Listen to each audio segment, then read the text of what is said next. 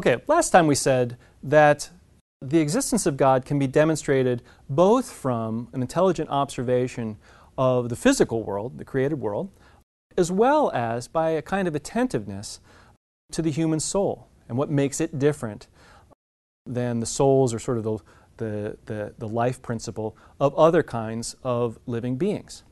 Now all of this, of course, presupposes the power of reason to make inquiry into both the world and into the human soul.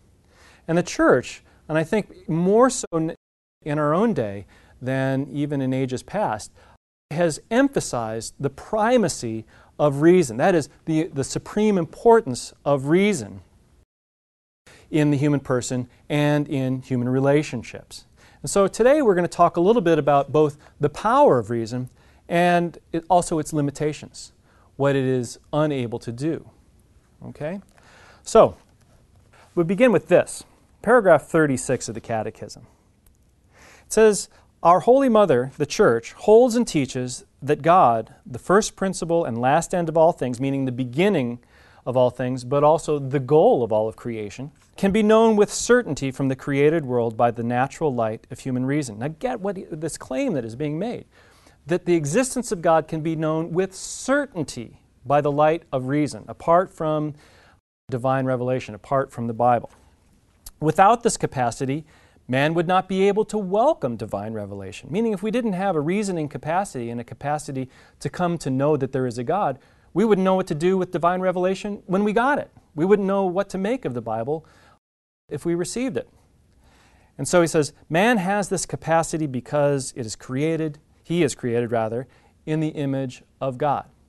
Now that's an important expression, and an expression that is used a lot, but is oftentimes misunderstood. Very often when I teach younger students, when I ask them, what does it mean to say that man is created in the image of God? Well, they naturally have this sense that because the word image is used, that man looks like God. Okay? That God has, one head, two arms, two legs, etc. Now maybe he's bigger and he's got a long white beard or something, but that somehow man resembles God in some kind of physical or sensible way.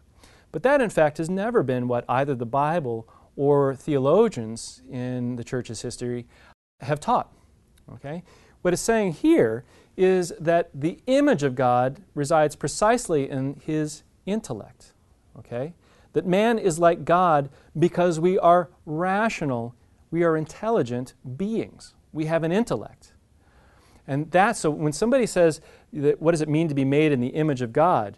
It means precisely, not that we have a body, because animals have a body and so on. It means that we have an intellect, that we are rational, we are reasonable human beings. Now, it's true that the reason that our intellect is what makes us the images of God, and not our bodies, and not our feelings, and so forth, because animals have bodies, animals have feelings. But reason is the one thing that allows us to know the truth and to choose the good. That's what reason principally does for us. But because we're sinful, and we're going to talk about original sin later on in our lessons, because we're sinful, reason oftentimes doesn't do what it was created to do. I want to call your attention to a passage that's quoted in the Catechism at length, a passage that was written in the 20th century by Pope Pius XII from an encyclical called Humani Generis. And in this passage, he talks about the power of reason, the power of reason to come to know something about God and to know about God's relationship to man, as well as to know, of course, what makes man distinctive. But he says this, he says, "Yet there are many obstacles which prevent reason from the effective and fruitful use of this inborn faculty.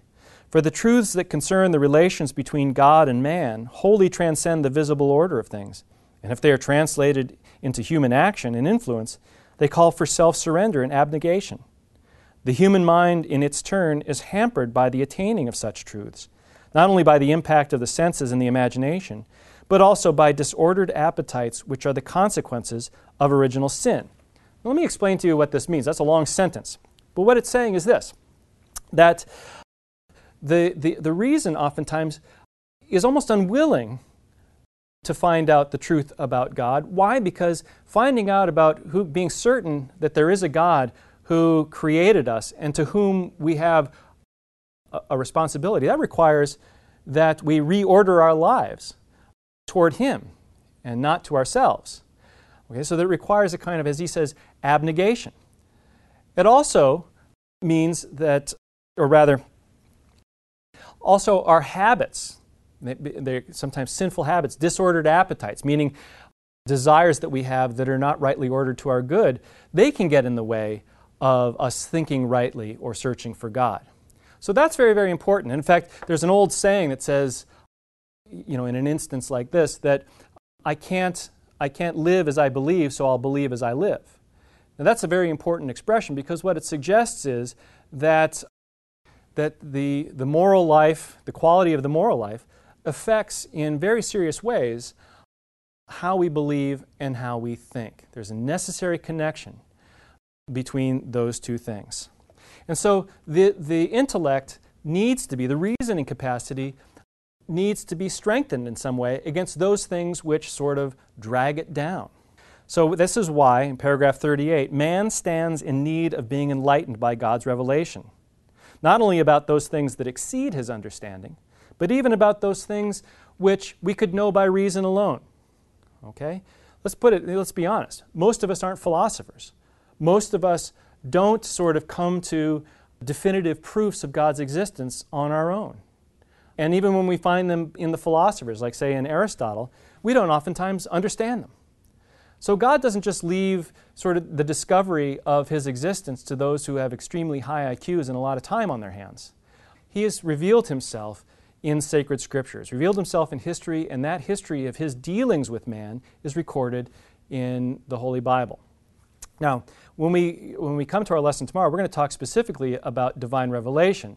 But one thing that we need to talk about, I think, before we finish today, is to talk about our speech about God, meaning how we talk about God. How is it possible that if God is an infinite mystery, how can we speak accurately about Him at all, to speak truthfully about Him?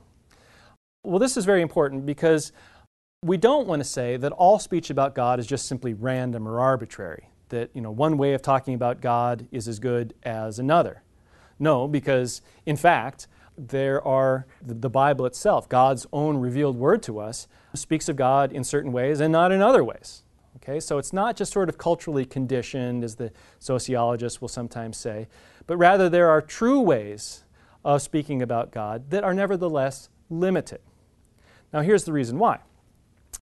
We can only speak, there's no way to sort of articulate who God is fully, but we can name who He is on the basis of analogy from created things. So, for instance, whether we're talking about God as Father, whether we're talking about God even as love, and so on, we know, we can name what is true in God on the basis of kind of images or analogies in the created order. But those have been given to us in sacred Scripture. Rather, God has given them to us in divine revelation, and so they have a privileged or an authoritative place in our speech about God. Now tomorrow what we're going to be talking about is exactly what divine revelation is. And we'll start to talk a little bit about the history of God's dealings with man tomorrow.